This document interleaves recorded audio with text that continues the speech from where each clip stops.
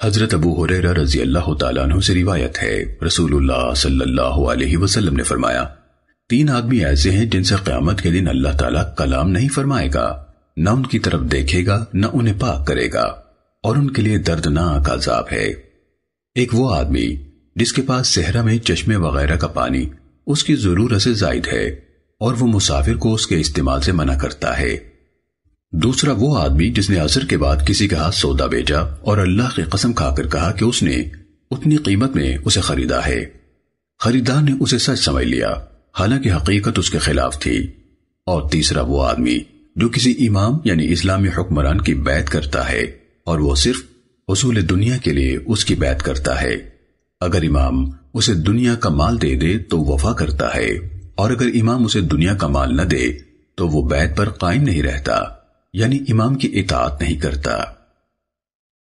سنن ابن ماجہ حدیث نمبر 2207۔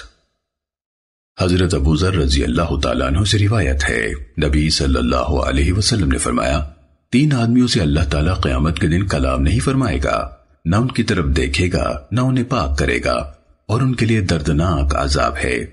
میں نے عرض کیا، اے اللہ کے رسول، وہ کون ہیں؟ وہ تو ناکام رہے اور بہت خسارے میں رہے۔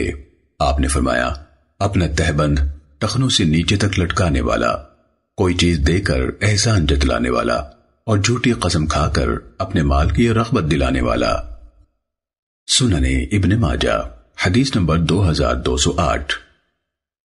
حضرت ابو قتادہ حارث بن ربیعی انصاری رضی اللہ تعالیٰ عنہ سے روایت ہے، رسول اللہ صلی اللہ علیہ وسلم نے فرمایا، فروخت کرتے وقت قسم کھانے سے اجتناب کرو، یہ سودے میں رغبت پیدا کرتی ہے، یعنی جس سے پہلے پہل سودا زیادہ بکتا ہے پھر برکت کو ختم کر دیتی ہے۔